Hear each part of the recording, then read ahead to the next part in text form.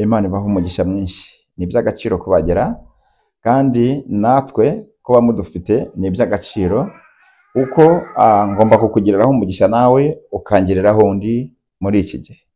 Umugisha wawe urakenewe kuri jye, nanjye nkeneye, nawe ukeneye umugisha wanjye nkuko Rusi na Nawomi byagenze. Rusi wenyine ntacyo yari bwifashe, na Nawomi wenyine ntacyo yari bwigezeho. Ikariduka nta piki hari haba iki nta piki Nta katiripurare, nta katiwusha, nta katiwusha, nta gifaru kiyigonze. Yeriko ikariduka. Ibyo bintu byaranyobeye n'abantu benshi byarabayobeye. Byari byagenze ute? Hari haba iki? Ni izihe mbaraga zakoreshejwe kugira ngo Yeriko ibashe kuri? Haleluya. Amen. Twebwe rero tuvuga uriya kuko tutamukoraho. Byanga byakunda rero, ijuru riri kumwe natwe. Yes, reka tubasuze mwebwe mudahema kubana natwe uko bwije no ko bukeye. Amahoro ya Kristo nawe kuri mwe kandi mutweteka urabagiranire kuri mwe. Iyi ni ya channel ya New Soul TV Church. New Soul TV Church, nkuko bisanzwe twabwiye ko noneho twahagurutse tugiye gutangira gukora umurimo w'Imana kandi mu buryo budasanzwe, tudahagarara kugeza igihe impanda cyangwa se umwami Yesu Kristo azadusoreza uyu murimo. Murabona kuri kamera yacu hari umuyobozi wa New Soul TV Church. Reka tumwakire, nitumara kumwakira arahita twakirira umugaragu w'Imana bari kumwe. Karibu. Uwiteka Imana ibaho umugisha, mwaramutseho neza. Abateze amatwi n'abakurikiye New Soul Church TV, ariko kuba nkufite nanjye ukaba mfite igikomeye cyane, tukaba dufite n'uriya wo mu gihugu cyo mu ijuru. Dufite byose uriya. Je rero nkuko bisanzwe ni Apotre Munyentwari Athanase, nk'umushumba w'itorero Ubugingo Bushya. Nkuko mubibona, dufite umutumirwa uyu munsi. uyu munsi twateranye cyangwa se twabazaniye. Ubwiza bw'Imana bumuriho ndabizi. Hari abamuzi, hari n'abatamuzi, ariko muramumenya. Nzi neza ko muri buze kunezerwa n'iki Imana yashize ku mutima we. Reka nawe tumwakire atwibwire. Murakoze cyane. Nkuko murangije kubibwira bose barimo baduteze amatwi ko uyu munsi turi abatumirwa, nibyo kandi ni byiza. Natwe twishimiye kubana namwe muri iki kiganiro. Umwami Yesu aza kudushyigikira mwadufasha. Nge rero nitwa Uwamahoro Frederic kandi nkunda Imana, ndakijijwe, nkunda n'umwana wa Yesu Kristo yatongoje amaraso y'igiciro. Amen. Ku musaraba. Murakoze cyane. Imana ishimwe kandi Imana ihabwa icyubahiro. Aposo avuze ijambo nkomeje gutekerezaho umwanya munini cyane, kandi singiye gusa n'abakunzi bacu bashobora kuba baritekereje, kuko ijambo ry'Imana rivuga ngo abayoborwa n'umwuka burya nibo cyane cyane. Ko niko kuri. Rero avuze ngo ndi kumwe n'uriya.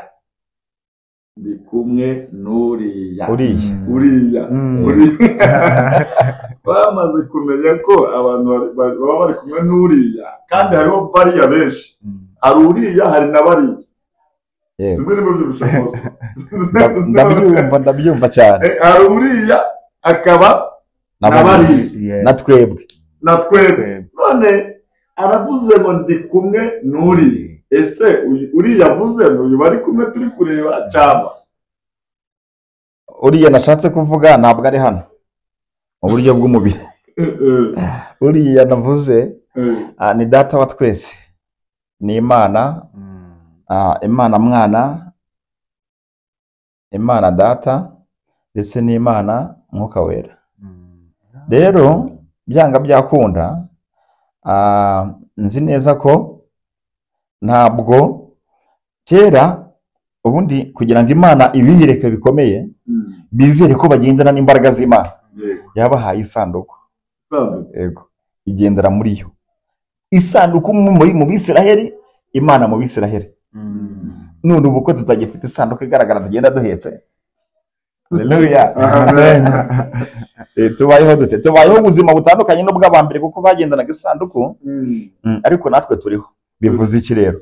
Bo ntabwo bavugaga ngo turi kumwe n'uriya, kandi babaga bamufite bari kumwe nawe aho bamukoraho. Mu bigaragara uriya biragaragara ko ari kumwe natwe. Nashatse kuvuga Imana yo mu gihugu cyo mu ijuru. Yego, nibyo wari uri kuvuga kuri ugasobanuriye uriya uwo ari we mu by'ukuri, kandi birashoboka. Apostle, abantu bamaze iminsi bamaze ikibazo kugisobanura, byaranyobeye, ariko birashoboka ko uyu mugenzi wacu turi kumwe nawe ashobora kutwunganira muri icyo kibazo mufatikanyije. Imana ni zingahe? Imana ni imwe rukumbi. Yego, Imana ni imwe rukumbi, ariko iyo uyinjiyemo imbere nibwo umenya neza ubundi Imana igizwe n'iki. Hari Imana Data, hakaba Imana Umwana, n'Imana Umwuka Wera. Ibyo byose rero biri kombayine bikabyara Imana imwe. Yego, nubwo hari abatemera ubutatu butagatifu, ariko njyewe uko nigishijwe kuva nkiri umwana, nigishijwe uko iyo bigenze gutyo ntabwo ziba zibaye Imana eshatu. Ntabwo ziba zibaye Imana eshatu, ni Imana imwe rukumbi. Niyo mpamvu Abayisiraheli kera bajyaga bavuga ngo Umuyisiraheli nyakuri udahetse ibigirwamana yaravugaga ngo nintakora iki Imana yanjye izabimpore, kandi bigize gute bikabije. Hanyuma abahetse imana z'ibigirwamana bo bakavuga ngo imana zanjye zizabimpore, kandi bigize gute bikabije. Bivuze iki rero? Twebwe twirahira Imana imwe rukumbi. Yego, iri mu bwo butatu butagatifu. Ikibazo mfite ko hari abambwiye ko Imana ari nyinshi, ko n'abantu benshi turagana baravuga ati Imana ni nyinshi, ariko ntabwo twari twasobanukirwa neza Imana abantu bakorera iyo ariyo. Wowe urabyumva? Imana ni imwe, Yego, ariko hari n'izindi mana ku ruhande. Iyo twe twemera rero n'iri mu butatu butagatifu, Imana iri mu mwana wayo Yesu Kristo, Imana Umwuka Wera. Twe niyo twemera nk'abakristo. Izindi sumbwiye zihari nyinshi zo za mana z'abapfumu, imana za Nyabingi, imana zindi za Dagoni, za Shera n'ibindi, ariko ntabwo zikora nk'iyo Mana. Ntabwo zikora kimwe n'Imana twiringiye twizera, ntabwo zikora kimwe. Yego, aho hantu yego mutekereze neza. Igihe Mose yajyaga imbere ya Farawo atwaye inkoni imwe, iriya nkoni imwe ishushanya Imana imwe rukumbi. Amaze kuyigezayo, Farawo yahise agaragaza ko we afite inkoni nyinshi, afite Imana nyinshi. Yego, inkoni ya Mose irambitswe hasi ihinduka inzoka imwe. Farawo ahita avuga ati ibyo mukoze, ati ni nk'uko nk'ubu ngubu wahita uvuga ngo ubikoze utyo nko muri iki gihe, wenda Farawo ntakiriho na Mose ntariho, ubu kano kanya no guhita hagahamagarwa Mwamini, hagahamagarwa Sarongo, hagahamagarwa Potini n'abandi bapfumu benshi cyane, bakazana imana zabo, buri muntu akazaniye bakazirambika aho hasi. Ariko umva ikintu cyahise kiba gikomeye. Iyo uriya munsi ziriya mana za Farawo, ziriya nzoka za Farawo zibasha kumira inzoka ya Mose, ubu imana nyinshi nizo ziba zifite agaciro. Ariko imana nyinshi zataye agaciro uwo munsi zamirwaga n'Imana imwe rukumbi. Hari n'ikindi twakongeraho. Igihe Yakobo yajyaga kwa Labani,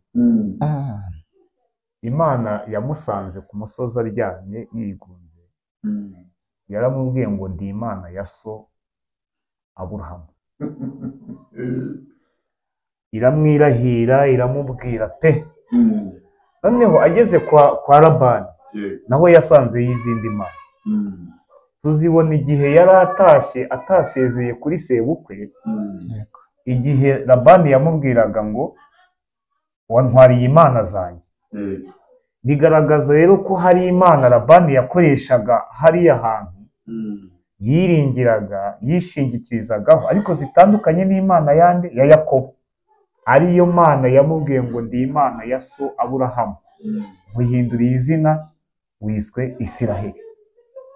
Aho rero niho hagaragaza ko hari imana nyamana, imana yo mu ijuru, hariho n'imana z'ibigirwamana. yaremye ijuru n'isi. Yes, urakoze cyane.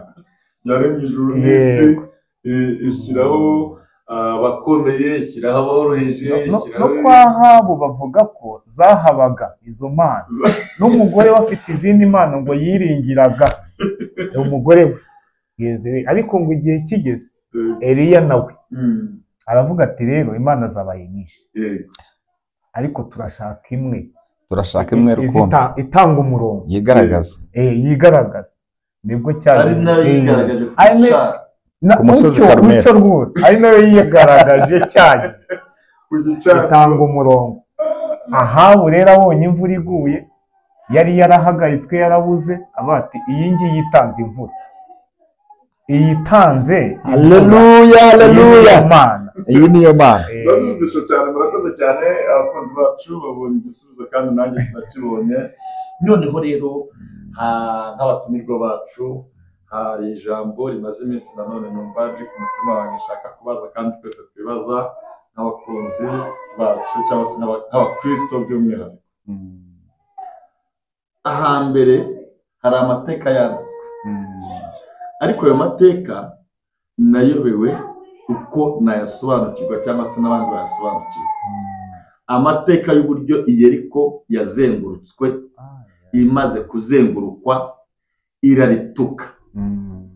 Ni gute Yeriko yazenguruka? N'urugero, ni gute ino nzu nayizenguruka njyewe ituka? Nk'abatumirwa bacu, mbahaye ikibazo kandi mugomba kubonera igisubizo. Yeriko, iyi Yeriko rero wumva, nta handi imbaraga zavuye kuri iriya. Uko duhoze tuvuga kuri iriya mana yo mu ijuru, iyo aho kugaragaza amagambo gusa yagaragaje ibikorwa, ni imana y'ibikorwa. Njye niko nayita, Imana y'ibikorwa. Mu gihe imana zindi zo nta bikorwa byazo tugize gute tuzi, usibye kuzivuga gusa. Iyi mana rero kugira ngo urebe ibikorwa byayo, irakora ikanavuga. Yeriko yarimbuwe n'ijambo ry'Imana, n'ijambo.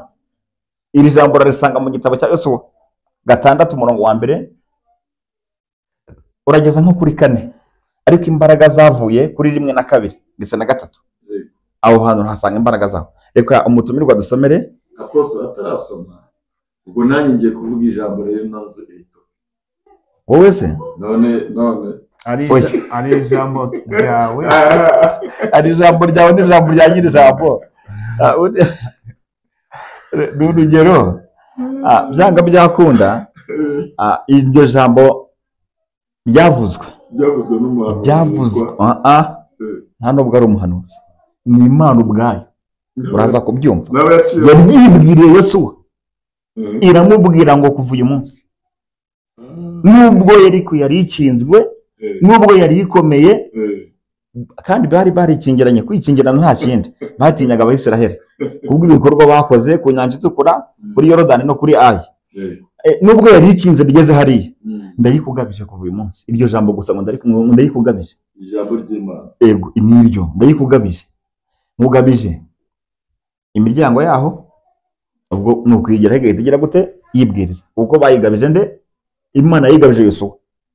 Yosuwa yarahageze, imiryango igira gute irakinguka. Mugabije umwami waho, bivuze ngo intebe y'ubwami yari yamaze kugira gute kugwa. Yosuwa yahageze ari we wabaye umwami waho.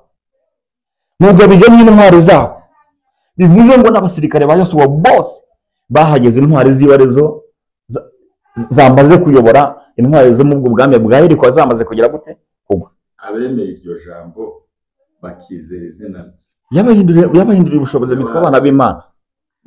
Ntabwo bakitwa uko bitwaga.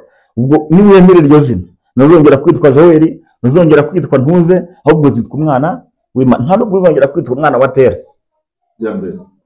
Murakoze cyane, wenda kuko nk'uko ubivuze tutari twasoma, ni byinshi tugiye tubona, ariko ikunda kugarukaho ku ijambo rimwe, ikunda gukoresha ubutware, rimwe na rimwe ikoresha n'ibinyantege nke, kugira ngo iyo yiyubahishe igaragare koko ko ariyo Mana ishobora ibintu byose. Aho mu Byahishuwe bivuga ngo iyo ifunze nta muntu ufungura, n'iyo ifunguye nta muntu ufunga. Uretse n'ibyo by'iyereko, uretse ko ari byo turi butindeho tukabisesengura neza tubiganira, si naho honyine. Wakwibaza ukuntu kwa Gideyoni yaneshesheje imuri n'ibibindi. Ubundi se bwo koko wakubwira ngo ujya mu ntambara ujyane buji, abandi bakazana intwaro, bakazana amacumu, we wakwinjiramo ubishyize mu mubiri? Ariko mu gihe cya Gideyoni byaremeye, muri bwa butware bw'Imana n'ubushobozi bwayo n'ubudahangarwa, byacengeye mu muri ngo bamurika, noneho ngo Abamediyani bakavuga bati twagezwemo, bo bagasubiranamo bagasogotana. ijambo rishorewe Ijambo rishorewe n'Imana, ririmo imbaraga zitagaragara mu buryo bw'umubiri. bw'umubiri. Yego yego yego, ryonyine gusa iri rishoreye, yego, riba rifite imbaraga n'umurimo bitagaragara mu buryo bw'umubiri. rero uko mbyumvise Nuko nizo ba Gideyoni bakoresheje, yego, n'aba Samusoni, kumva Samusoni afata ngo urwasaya rw'indogobe akarumarisha ibihumbi n'ibihumbi, kandi ari umuntu umwe.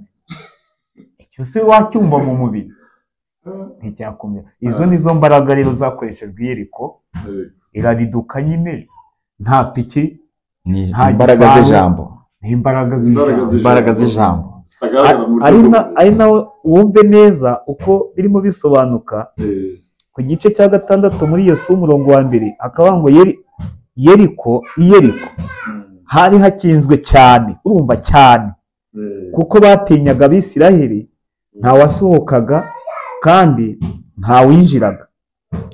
Uwiteka abwira Yosuwa ati, dore nkugabije Yeriko n'umwami waho n'intwari zaho, namwe ab'ingabo mwese muzazenguruke umudugudu rimwe, abe ariko muzajya mukora kumara iminsi 6, kandi abatambyi 7 bazatware amahembe 7 y'amapfizi y'intama imbere y'isanduku ku munsi wa 7, muzazenguruke umudugudu 7.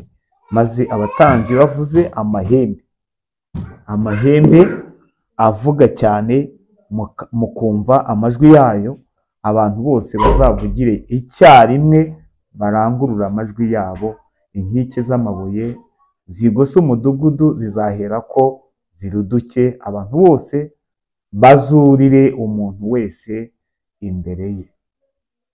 Haleluya, Amen. icyo numvishemo muri iri jambo gikomeye, byanga byakunda, abantu benshi ijambo ry'Imana riravuga ngo abantu bayo barimbuwe cyangwa se bazize kubura ubwenge. Bivuze iki? Imana irakubwira uburyo bwo gukira, wowe ugahita ubona bworoshye urebeye mu buryo bw'umubiri.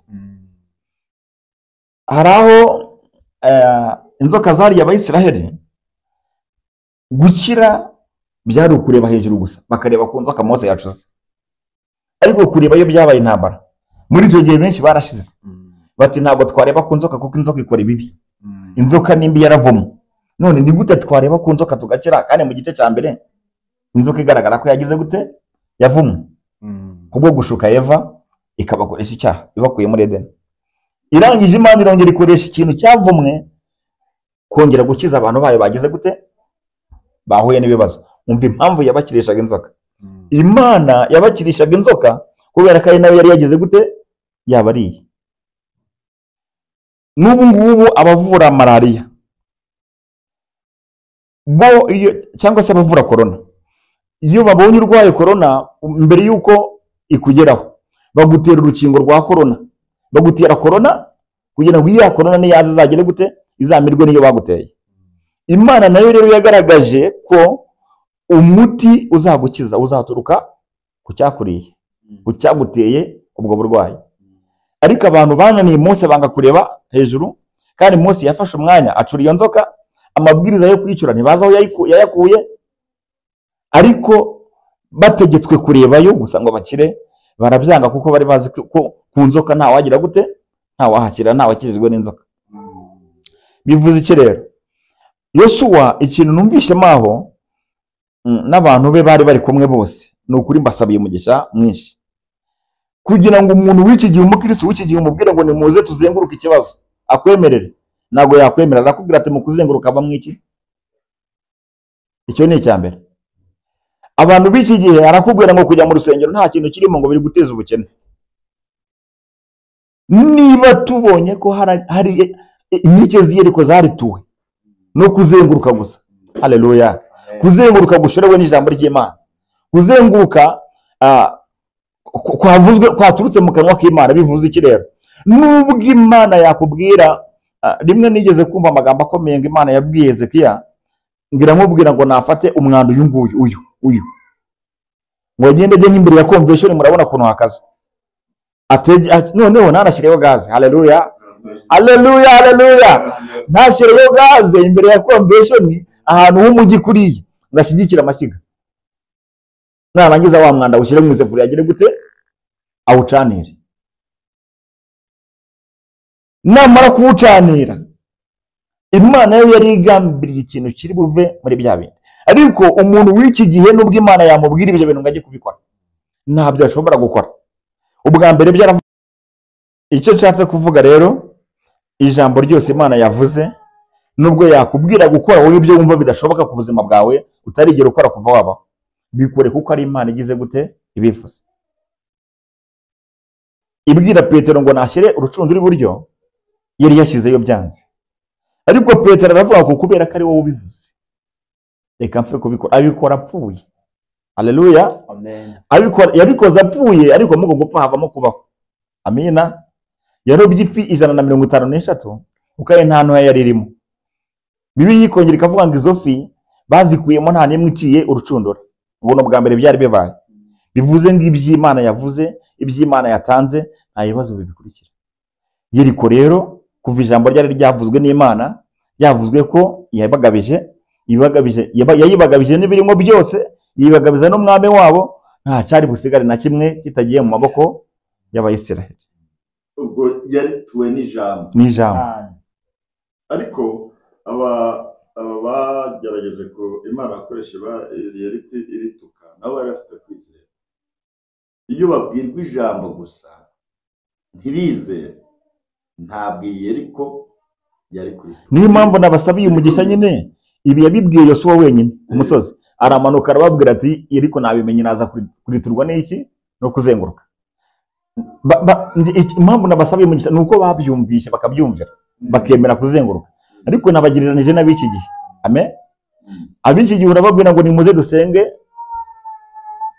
amasengesho, akaza mbarwa, abandi bakabyanga. Bivuze iki rero? Imyumvire y'abubu n'iy'abakera iratandukanye, ariko Imana yuko yari niko igize gute, niko ikiri. Abantu bari na Yosuwa icyo gihe rero, iyo bataza kumwumvira ntabwo byari bugende uko. Impamvu ubona rero Yeriko zikituri imbere umunsi, haleluya, nubwo kumvira Yosuwa byananiranye.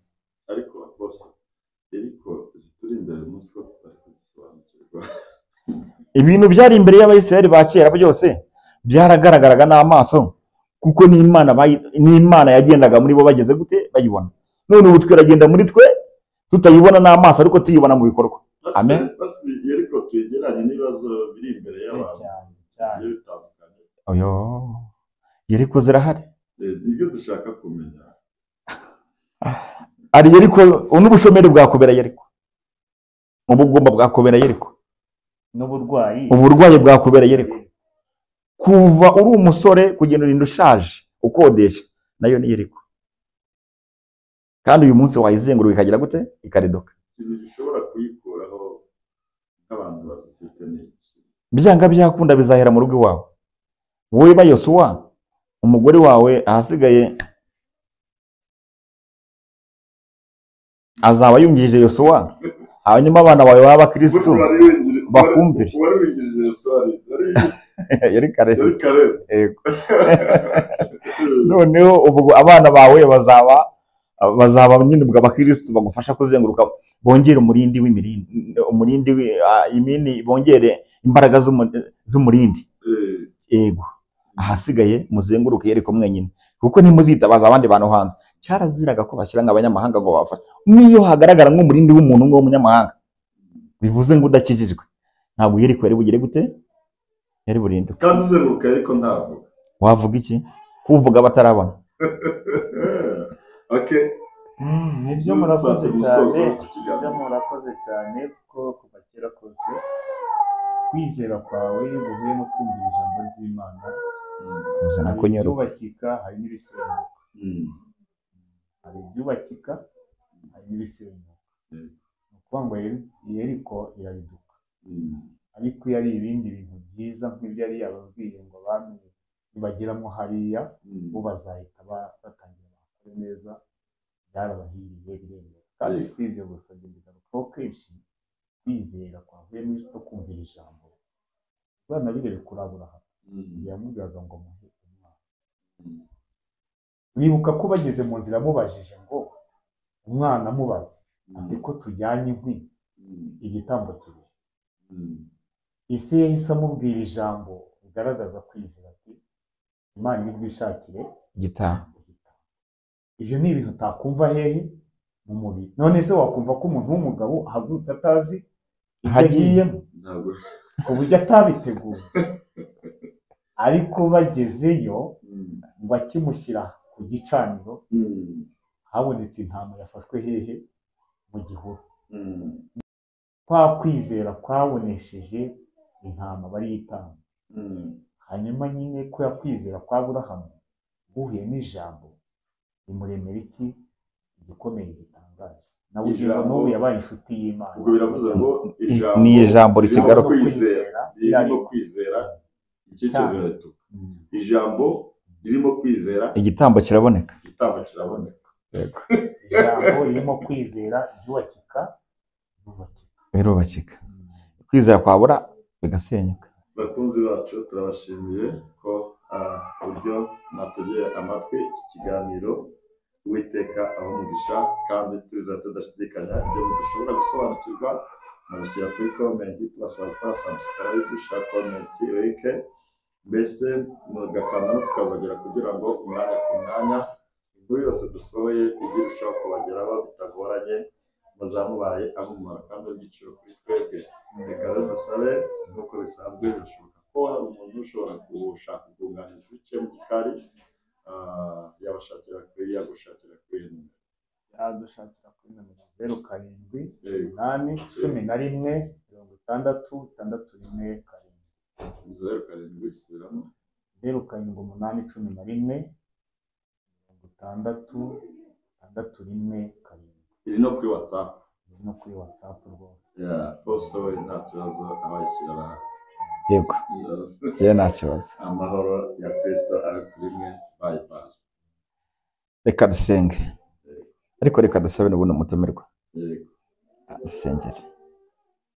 Senga Imana, urakoze Imana nyir'ibihe, kubw'ijambo ryawe twari turimo tuganira muri iki kiganiro, dukangurira bigakangurira n'abandi bose kwizera ijambo ryawe ko biri turi nk'iki, kwizera ijambo ryawe ibintu bidahari bikaboneka byiza.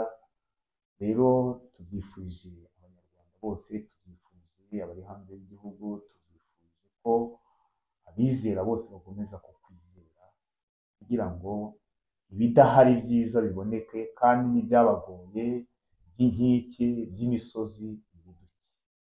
Bakuze kuko ubumwe kudushyigikira no kubana natwe, bisabye dutyo mu izina rya Kristo. Amen. Bye bye.